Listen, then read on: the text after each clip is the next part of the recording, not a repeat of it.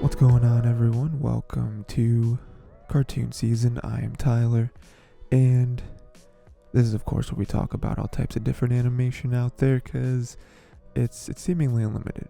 You know what I mean? And today we're going to cover a movie. It is a cartoon movie, and it is Shrek 2. Shrek 2, the infamous. This is the one that everyone says is the best one in the franchise, so we'll see. We'll see how we feel about it by the end. But we're going to talk about a few things in there. We're going to talk about how the main plot is basically just exploring the next step in Shrek and Fiona's marriage. That's the main focus of everything. That's the backbone of pretty much everything that happens. We're going to talk about, and then a couple smaller things. I do want to talk about the introduction to Puss in Boots. A great new character, you know. Because before then we kind of only had Shrek, Donkey, and Fiona as like the main group. And now we have Puss, we have Puss who's been added to that. So that's cool. And then also the fleshing out the fairy tale world. I think that's one of the most interesting things about Shrek 1 and now Shrek 2 is how they kind of play around with all the different fairy tale stuff.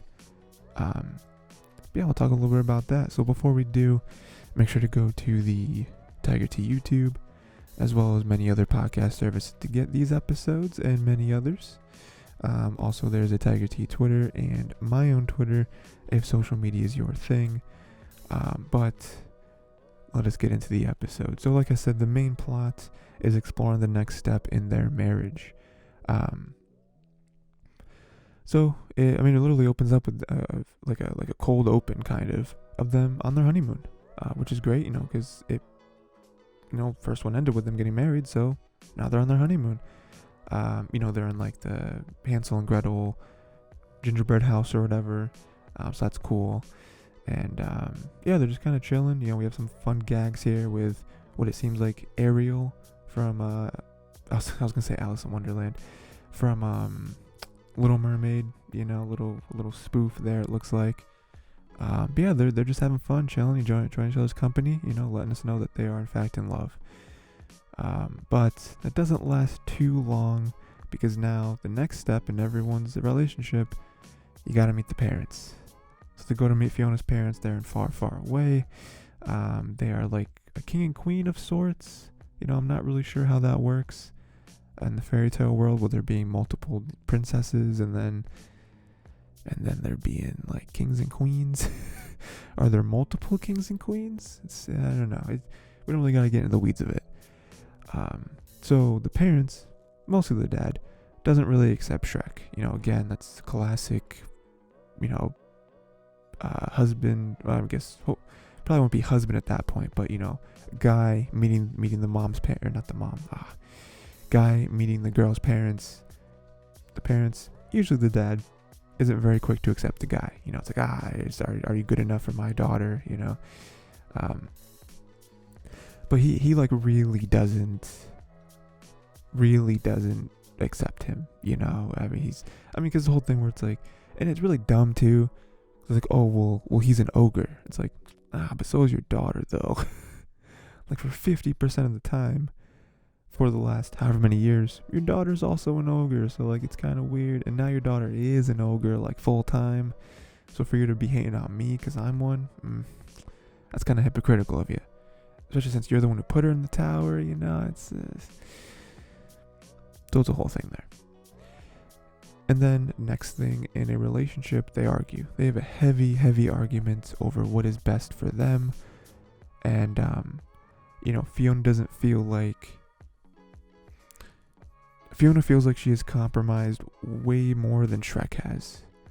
For the most part, Shrek has kind of wanted her to come to his world and stay there. Think about it. Like, Fiona didn't end up marrying Prince Charming, which was every girl's dream, I guess. Gave that up for him. She, her rescue was not what it was supposed to be. She gave up being a human for being an ogre full time. She lives in a swamp where she grew up in a castle, and then she did grow up in a tower, which kind of sucked, but swamp isn't exactly, probably not high on everyone's list of like dream places to live, you know.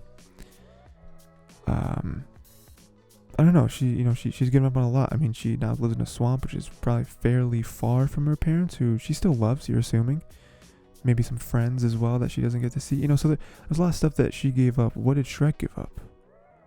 I feel like Shrek has only gained from everything from the start of the first movie, whereas Fiona has been some wins, some losses. You know, I mean, the only loss that Shrek has taken is he now has to go on this trip to meet her parents, which he doesn't want to do. You know, that's the only thing he's done, and that's not really fair. So I mean, I totally get what Fiona's saying, and like that's true. Where it's like Shrek obviously takes the wrong idea of this, which we'll talk about in a second. But like, she's not asking to change who you are. She's just asking you to like compromise on some things, and like try to get along with her father. You know, try not to just spend every waking second complaining that you're here and you don't want to be and you just want to go back to the swamp. You know, why not just give it a second? Just a second, you know? But, yeah, I mean, you know, like I said, Shrek thinks that he has to change radically to make Fiona happy, which isn't true. I mean, we learned that by the end of the film. But I mean, you kind of understand why he would think that in the beginning, because Fiona has changed so radically. I mean, Fiona, again, like I said, has done so much to... I mean, it's not necessarily she did it for Shrek. She did it because she felt like that's what she wanted to do. But you can see it on the outside looking in that this was for Shrek. You know, so Shrek feels like, okay, well, now I have to change radically who I am because I want to give Fiona a choice. And so, you know, he changes, and Prince Charming swoops in, you know, does everything according to not Charming's plan, but the fairy godmother's plan. And through his misunderstanding of what Fiona wanted, and also some, you know, a little bit of manipulation by the godmother, Prince Charming has now had his opportunity to sneak in and butt in on their relationship. But this just goes to show that Fiona didn't really want Shrek to make any radical changes to his life. Like, again, he doesn't want to change who he is. Like, that's who she fell in love with. Because now Charming swoops in and, you know, is supposed to be Shrek, but acts completely different. It's like, no, this is not what I want. I mean, again, this just goes against what Shrek's very hasty thought process was, which oh, well, she wants to be human again. You know, like I kind of took that away from her. And that's not true at all, because she doesn't like Charming. I mean, if she just wanted to be human, then she would just go along with it. But that's not what she wanted. You know, and then Charming is probably the complete opposite from Shrek, and she hates him. You know, she doesn't want to be with him. And in the end, this is all kind of resolved by, you know, them kind of understanding that they love each other as they are. You know, again, the whole compromise thing wasn't changing who you are. It was just seeing that they are, you know, we are two different people, and there's going to be some things that I want you to do for me, the same way there's some things I want to do for you. But it's not change fundamentally who you are, because that's, you know, we fell in love with each other. We didn't fall in love with the things around each other, you know. So yeah, I mean, then she decides, no, I don't want to be human. I would never. No, that's crazy. You know, I like who I am. I like who you are. It is what it is. But yeah, I mean, again, that's kind of the backbone of the film. Obviously, it is what drives them to go to far, far away. It drives them. We see all these new characters.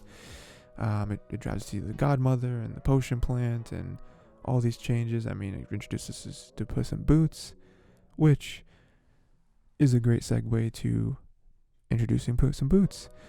So he is teased as a cold-blooded killer, right? That's kind of what we see him as. He's in the shadows. He's in the back of the bar. He gets it done. You call him when you want something done right. But you find out very quickly he's just this cat, which is really funny because, like, I wonder how much of a killer he really is. Like, is it just like he is the best that they have to offer, but he's not really that good? Or,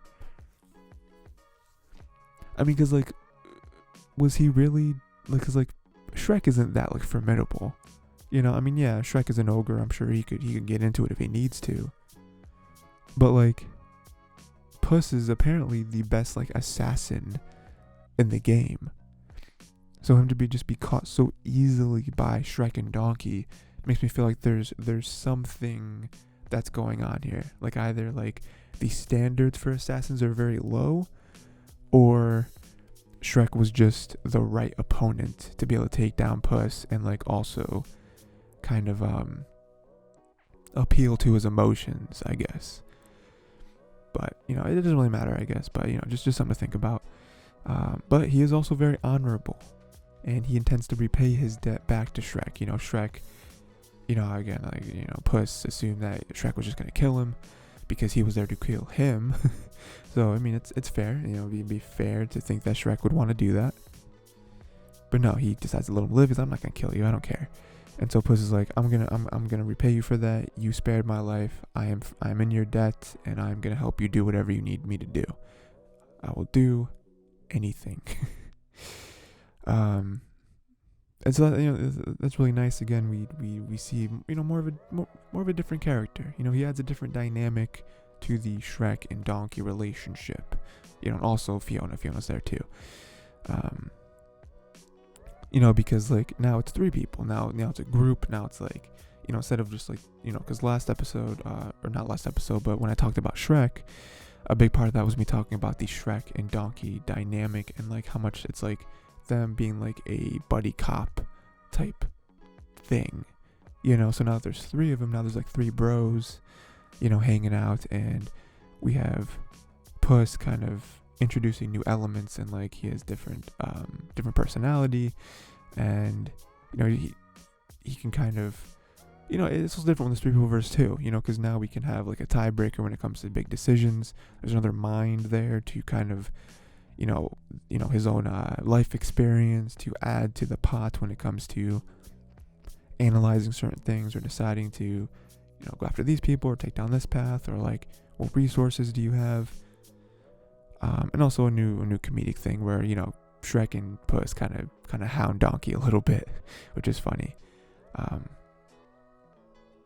yeah, again, I've seen these movies. I don't think the 3rd one and the 4th one as much as I've seen the 1st and 2nd one. So I'm excited to revisit those again to see more of Puss. And also I think there's also a Puss in Boots movie, which I've seen once.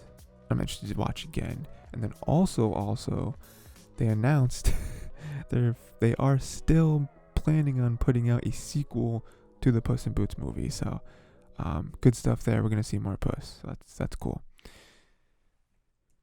And then that does bring us to the final topic, which is us, them being able to flesh out the fairy tale world. So I just kind of want to mention a few things that I spotted, and I really liked about this, because Shrek movies are very blatantly kind of poking fun at Disney. DreamWorks being, for the longest time, DreamWorks is kind of being the main competitor to Disney, and Pixar and whatever.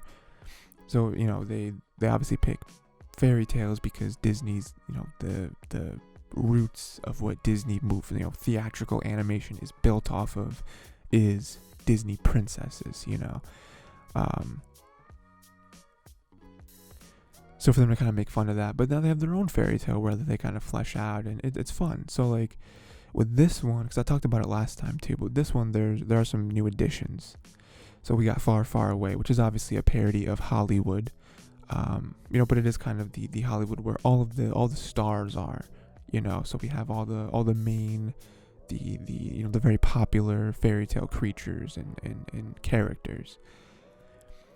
And then we have Fiona's parents are king and queen, which again I don't quite understand. I don't know what they're king and queen of. I don't know if they are themselves some sort of fairy tale characters, or if it is just built just for this film. I also don't know how the hierarchy or like the monarchy works in Shrek, because like when you put all princesses into one universe, it's like, well, that means there's kings and queens of each one of them. But then are they kings and but then like there's not just one king and queen, right? Like I imagine it's maybe like sectors.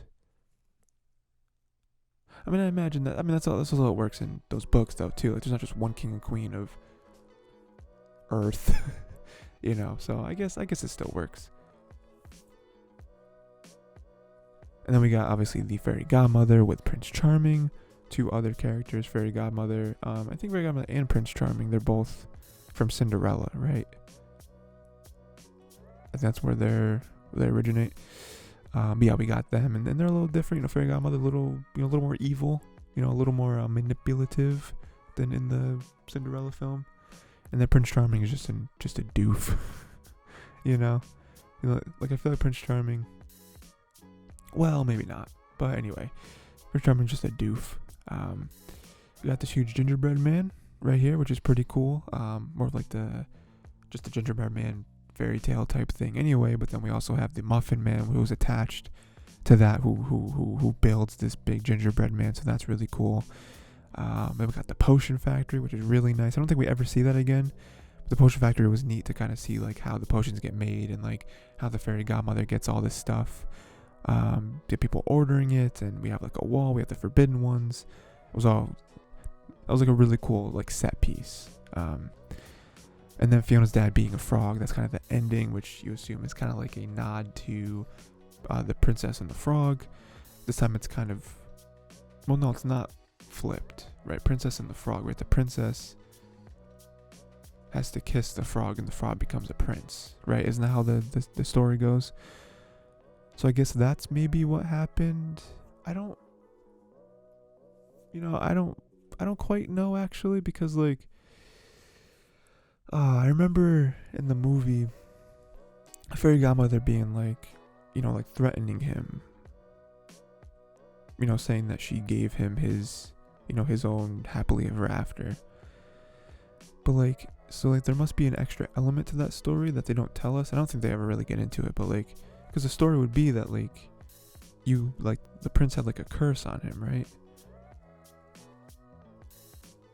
And so like the princess had to kiss him, so he turned back into a human, and then we live happily ever after. But like the fairy godmother made it sound like she turned him back into a human with her magic, because she was threatening to take it back away. I don't know. It gets kind of weird there. But yeah, anyway, him being a frog, that's a nod, and kind of adds to it. But yeah, I'm sure there's other examples. Those are kind of just the ones that I thought of. But yeah, again, I really like this world that they built, and how it just just kind of poking fun at things. We even have a great scene which is brought up every so often, but the scene where they get taken out by like cops basically, and we have a bunch of fun nods there of like like planting drugs and police brutality and all that kind of stuff. I mean, fun might be the wrong word, but it is kind of nice for Shrek 2 to like sort of indirectly tackle like social issues like that, and of course they were mostly kind of making fun of cops, not really the people, but like the like cops show, but like still, like for them to still bring that up is like really nice and like clever, but anyway, yeah. But yeah, that is Shrek 2. That's kind of the few things I want to talk about with this movie. Shrek 2 is fantastic. I would say yeah, it's probably better than Shrek 1. I would say it kind of improved in almost every way. So yeah, I definitely get people like Shrek 2 better than Shrek 1. Shrek 1 holds a special place in my heart because, that's the one I probably watched the most. Of course it started it all, but Shrek 2, yeah, better film definitely. Like I said, I've seen all the other ones. I'm excited to get to the third one, because I think the third one, no, I think people are fine. I forget what it is. I think the third or the fourth one people hate, and they're like, this movie shouldn't even been made. Is it the third one or is it the fourth one? I think it might be the third one that people hate. And like this is nothing. This is a nothing film, and the fourth one is just like okay, right? But yeah, we'll see. We'll watch that eventually. And then there's also, like I said, like Puss in Boots. I'm sure I'll get to, and they're coming up with a sequel to that. Apparently, they're still committed to that. And then Shrek 5 has been like sort of officially announced, but it isn't like Illumination taking care of Shrek 5, which is really weird because like Illumination is a completely different animation studio. So it's like either DreamWorks are just like, here, you can do it, or they're like partnering with them or something. I think, I don't know. But yeah, that's Shrek 2. Let me know what you thought of that. Let me know if you also feel like this is the best one of the franchise. Yeah, that's pretty much it. Like I said, go to the Tiger to YouTube. Go to many other podcast services. You can get these more episodes. Also, both Twitters if you want to interact with media. And then yeah, that's pretty much it. Until next time, make sure to watch Shrek 3. Also, check out my other podcast, Untitled and Unfocused, which I do with my friend Ray. We talk about a bunch of stuff, and it just kind of comes out sporadically, so be prepared for that. But we have a lot of fun. It's really just dumb fun, and us talking about stuff that we enjoy. But yeah, make sure to let me know what other stuff you want to see me cover.